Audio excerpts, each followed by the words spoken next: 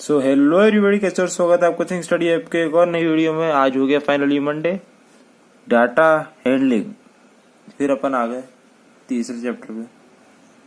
तुम बोल रहे हो भाई टाइम टेबल, मैं कहा भाई टाइम टेबल की ज़रूरत नहीं है, सब करूँगा मैं, सब अपन करा देंगे, कोई टेंशन वाली बात नहीं है ना। टाइम टेबल मैंने डाला है, कम्युनिटी टैब पे तुमने चेक नहीं किया, कोई कुछ नहीं हो सकता। 3 एक्सरसाइज है मोटी मोटी, मैंने पूरा कल अपडेट कर दिया उस पर, ठीक है। तो डाटा हैंडलिंग आज अपन करेंगे। So let's get started. एक मिनट को,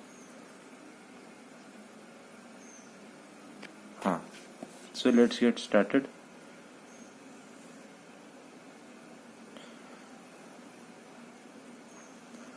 देखो डाटा हैंडलिंग क्या होता है। डाटा को क्या करना है, हैंडल करना है, नाम में लिखे। जो बहुत सारा डाटा होता है उसको एक हैंडल करना है एक तरीके से, उसको कहते हैं डाटा हैंडलिंग। समझे समझे समझे, ठीक है।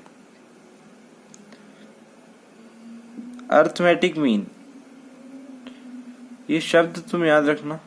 अगर तुम्हें इन केस कुछ एग्जाम में चीज ना आए, कुछ ना आए, तो तुम इधर लिख देना अर्थमेटिक मीन, या क्योंकि इस नाम से 10वीं क्लास में पूरा चैप्टर है ना।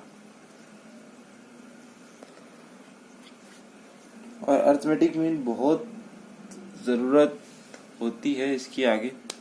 अर्थमेटिक मीन एक नाम जो है याद रखना। इसके बारे में अपन अर्थमेटिक प्रोग्रेस होता है वो,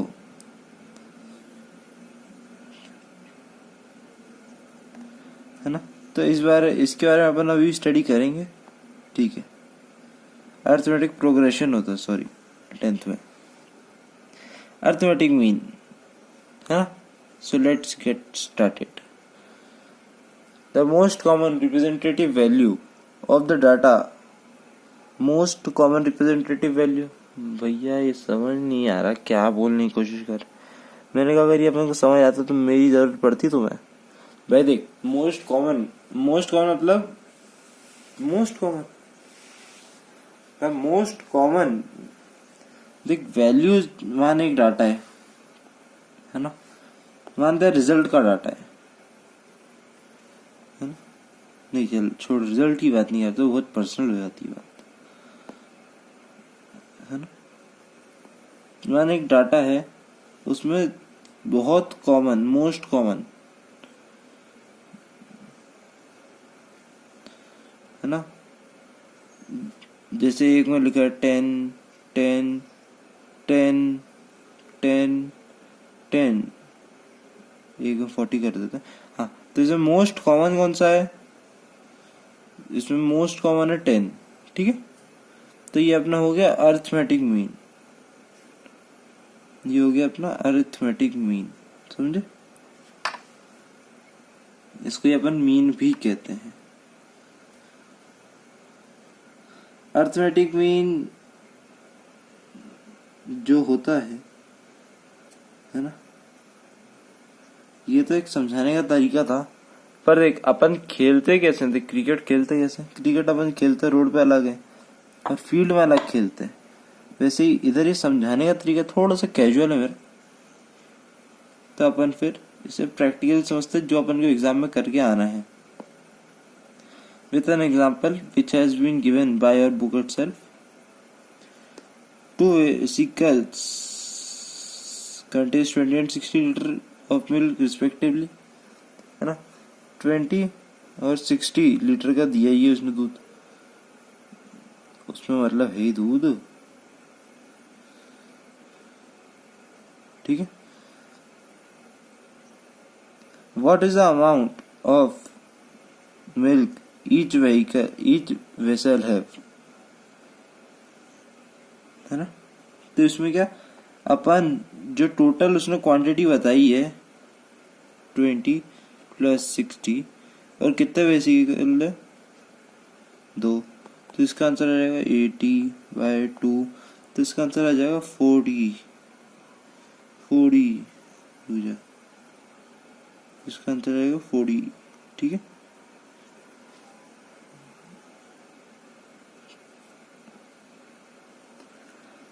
एग्जाम्पल से अपन समझते हैं। तुम्हें समझ नहीं आया होगा, मेरे को उम्मीद है। इधर कैसे आएगा थिंक डिस्कस एंड राइट? नहीं आ सकता, ये किताब ही उनकी। ठीक है, चलो आ जाओ अपन ये करते हैं अब। हाँ, so let's do an example.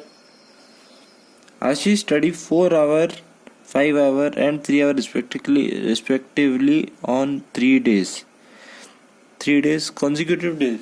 Consecutive मतलब होता है लगातार 3 दिन, मतलब उसके रोज का टाइम लिमिट लिखा है कि इतनी देर पड़ता है। कॉन्जिक्यूटिव मतलब होता है लगातार। एक मिनट रुक जाओ। हाँ,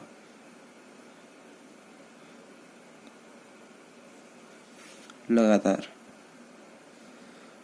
how many hours does he studies daily on an average? देख, जो ये कर रहे हैं ना अपन, इसको एवरेज भी कहते, तो लिखा होगा कहीं एवरेज और अर्थमेटिक मीन, समझा? ये लिखा है एवरेज और अर्थमेटिक मीन। ठीक है, फॉर्मूला याद रखना, हो सकता आ जाए। मैं वीवर बनाऊंगा तो मैं तो दूंगा इसे, है ना? टेस्ट भी होगा तुम्हारा, टेस्ट 5 चैप्टर का टेस्ट है। ठीक है, टेस्ट होगा 5 चैप्टर के बाद, पढ़ते रहना, है ना? पर चैप्टर का अगर टेस्ट लेना हो तो फिर कमेंट करना भाई, चैनल सब्सक्राइब करो बाकी। ठीक है, हाँ। तो रोज कितना बढ़ता है ये? तो इसमें ऐसे ऊपर करा था इनने 4 + 3 + 5 डिवाइडेड बाय 2, है ना? 12/2 कितना होगा? 6। तो 6 कुछ आंसर होएगा ऐसा ही। अबे 3 आएगा भाई नीचे, 3। गलत गलत गलत, 3 आंसर होएगा। इधर नीचे 3 आएगा। एक मिनट रुको, हाँ, इसको डिवाइड बाय 3 करेंगे। 12/3, इसका आंसर आया 4। So this is our answer. ठीक है, सेकंड एग्जांपल सेम में कर लेना। ये सवाल आएगा बैट्समैन वाला, इजी सवाल है और थोड़ा लॉजिकल सवाल है। ये सवाल आने की चांसेस कम है, ये तुम्हारी पर्सनल बात कर रही है ना, और सबके आंसर डिफरेंट होंगे फिर। और अगर लिमिट टाइम लिख के आएगा, लिख के आएंगे तो फिर कुछ सवाल बन, तो मतलब सवाल आने के चांस बनते हैं। ठीक है,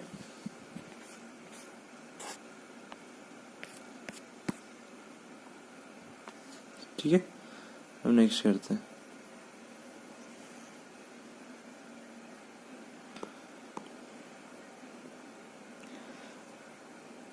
find the mean of your sleeping hours. ये भी पर्सनल सवाल है, ये आने के चांस भी कम है ना? ठीक है, अब अपना नेक्स्ट है find at least 5 numbers between 1/2 and 1/5, 1/3। बहुत ही सवाल है, बहुत ईजी। जब मैं इस क्लास में था ना, ये सवाल मेरे से पूछता था, बोलता था मेरे को नहीं आता 1/2, और तू 1/2 और 1/3 के बीच में कौन से नंबर मेरे भाई तू फाइंड कर सकता है? नहीं, तू बता, तू कौन से नंबर फाइंड कर सकता है? कर सकता है क्या तू? पहले तो अपन को इसके लिए इसके डिनोमिनेटर सेम करने पड़ेंगे। इसका एलसीएम आ जाएगा 6, है ना? इधर 3 से मल्टीप्लाई होगा ऊपर, ये तो तुम्हें आता होगा 3 और 6/2, है ना? देखते नहीं आता, बताता हूँ। इसका लोएस्ट कॉमन मल्टीपल लेना, 6 आंसर है ना? ऊपर 3 टाइम्स में यहाँ पे 6 आएगा, तो ऊपर भी 3 से मल्टीप्लाई होगा, यहाँ भी 2 से मल्टीप्लाई होगा ऊपर, तो नीचे 6 आएगा। तो इन दोनों नंबर के बीच में अपन को कितना नंबर ढूंढना है? 5। देख, डिनोमिनेटर सेम है। अगर तो दोनों नंबरों को, ये ऐसे, ये एक नंबर है ना, और ये दूसरा नंबर है, अगर तो दोनों नंबरों को 10 से मल्टीप्लाई कर देगा, ऊपर नीचे तो होएगा ही, सी पक्की बात है। तो लेट्स मल्टीप्लाई इट बाय 10।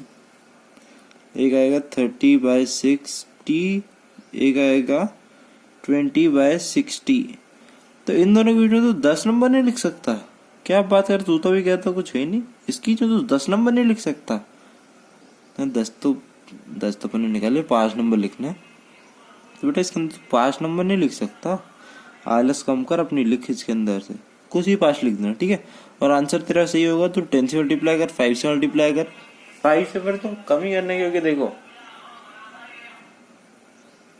जितना नंबर दिया है ना उतना नंबर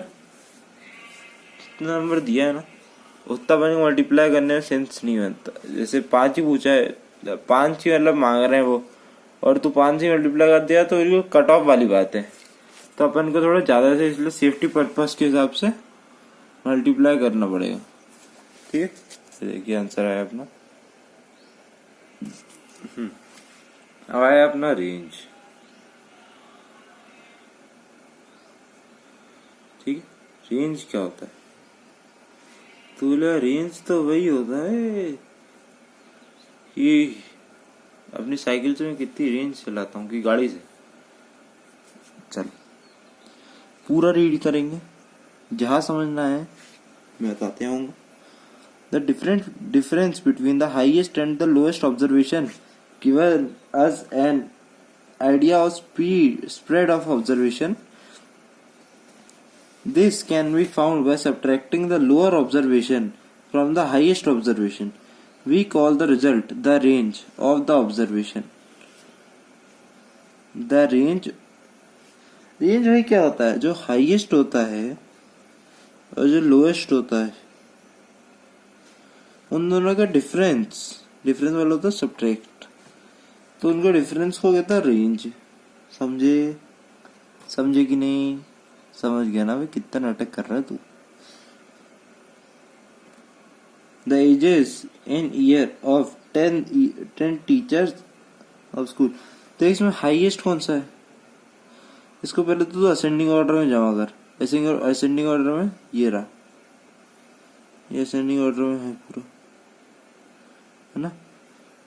इसको असेंडिंग ऑर्डर में कर दिया। अब तेरे को ये दिख रहा है कि ये सबसे जो है, अरे यार ये एक मिनट, जितना दिख रहा है ये सबसे स्मॉलेस्ट है, ये सबसे लार्जेस्ट है।